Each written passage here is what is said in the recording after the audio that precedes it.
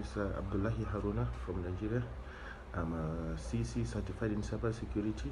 Also, I have a certification in CEH as well, essentials, as well as a number of certificates from Cisco, like endpoint network security and cybersecurity expert Virginia.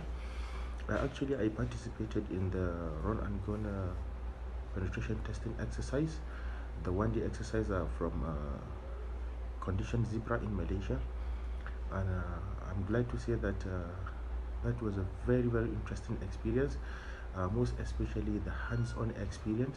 I really enjoyed the lab exercises with the Kali Linux, and this has helped me a lot in my cybersecurity career, and I'm glad to say that I'm doing much more better than I was doing before, because the experience I gained since then, I have been practicing and using this experience in my day-to-day field exercises.